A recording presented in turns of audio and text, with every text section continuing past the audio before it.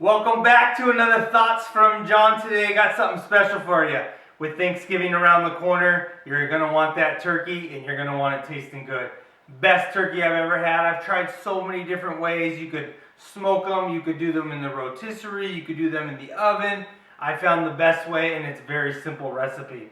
It's deep frying that turkey, and I want to share with you the best deep frying turkey recipe that you could find. It's very simple, like I said. We're going to go ahead and take our turkey. We'll place it in the bucket with some Sunny D and some Montreal chicken seasoning, and we'll let it sit in the refrigerator for 2 days.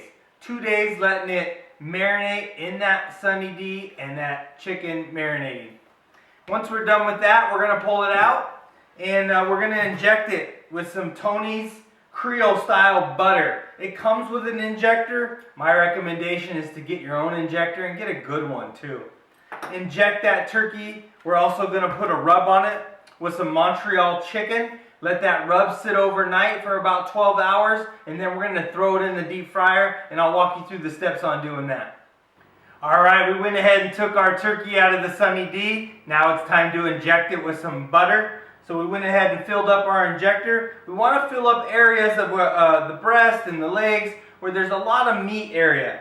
You don't want to over inject it because it will start squeezing out. But you also want to make sure that you don't put too many holes in your breast, because as it cooks or as it sits, you'll notice the butter will start coming out on its own. So my recommendation is to put about 3 different incisions within one side of the breast. Again, you don't want too many incisions because then the butter will start removing itself. You'll notice while you're injecting, the meat will start to blow up kind of like a balloon, and that's exactly what you want. The goal when injecting is try to get the most amount of butter in your turkey without it removing itself from either an incision or any other areas within the turkey. Okay, now that we have our turkey injected, we want to take our chicken Montreal seasoning and we want to put a nice rub over the chicken. A lot of times when you're doing meats or pork shoulders, you put too much rub on it, it gives too much flavor. With this chicken Montreal seasoning, don't be afraid to put too much. It's okay. Put a nice cover all over the turkey, put a nice rub on it, and again, we're going to let it sit for 12 hours before we put it in the deep fryer. Alright, we got our turkey with saran wrap on top of it. We're going to let it sit out overnight. Again, it's about 50 degrees outside, so it's okay to sit out overnight. Again, we want it to sit with our rub and our injection for about 12 hours before we put it in the deep fryer. Alright, now that we let our turkey sit overnight or for 12 hours with the injection and the rub on it, it's ready to go into the deep fryer. I want to talk to you about a couple important things about the deep fryer. We're going to go to 375 degrees. And then we're going to throw our turkey in for 45 minutes or until it gets to 165 internal temp on the breast.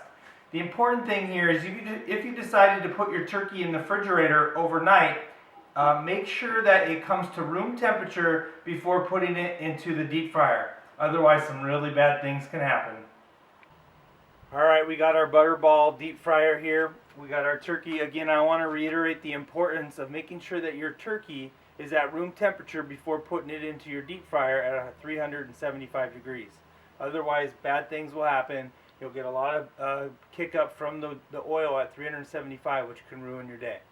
So let's go ahead and put it in. Again, the importance here is making sure that you lower the turkey in very, very slowly. As you can see, it's going to give a lot of steam and a lot of bubbles.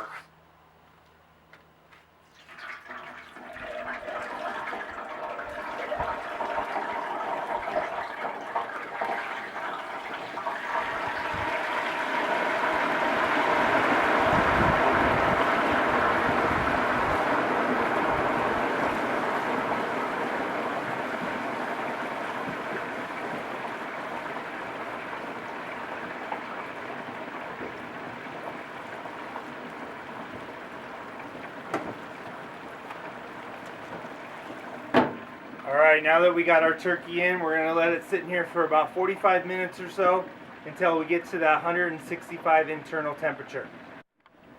Okay, now that we have our turkey in, I just want to talk a little bit about our deep fryer. We have the Butterball deep fryer that allows up to a 20-pound turkey. My recommendation is stay to a 14 to 16 pound turkey, otherwise you won't be able to consistently maintain the oil temperature. Currently we are deep frying a 14 pound turkey. The other thing I wanted to let you guys know is what oil we use. There's many oils out there to cook in your deep fryer. My recommendation is to make sure you go to a Home Depot or Amazon and grab that peanut oil. Peanut oil is going to work out the best for you on this turkey fry. Okay, it's been exactly 45 minutes. I went ahead and put an internal temperature and we're at 167. So 45 minutes ended up being perfect timing.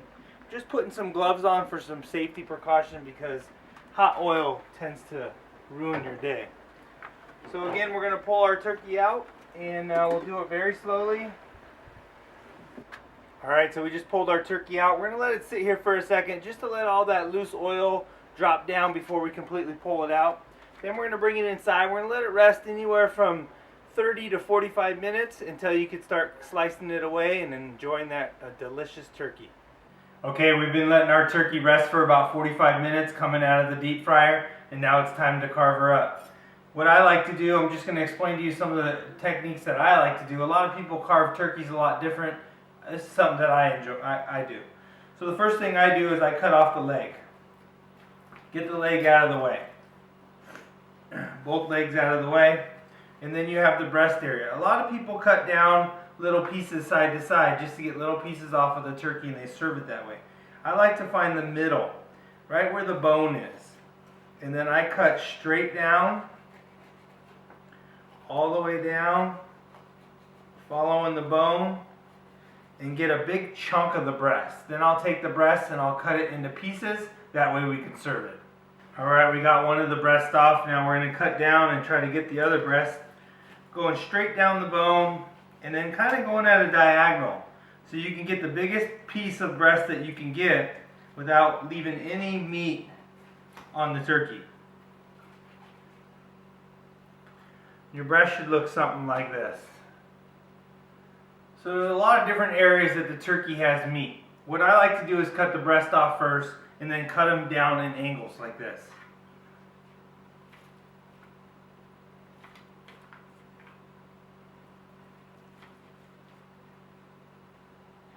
Alright, so we got our breast cut up. Let's give it a try.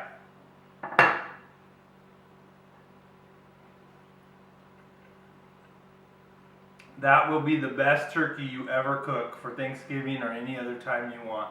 The most delicious and juicy turkey, done with those dry turkeys.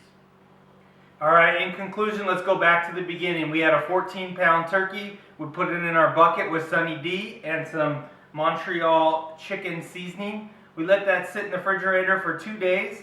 Then we pulled it out. We injected it with Creole style butter. It comes with an injector, but I recommend using your own. And then we put our Montreal chicken seasoning on it and we let it sit for 12 hours. I left it out because it's about 50 degrees outside, so we let it rest for about 12 hours until we put it in the deep fryer. We put our deep fryer on with peanut oil and we let it get up to 375 degrees. We put our turkey in, we let it cook for 45 minutes till it had about 165 internal temp, which we ended up getting 167. We let it rest for 45 minutes, then we cut it up, and here's what we got in conclusion.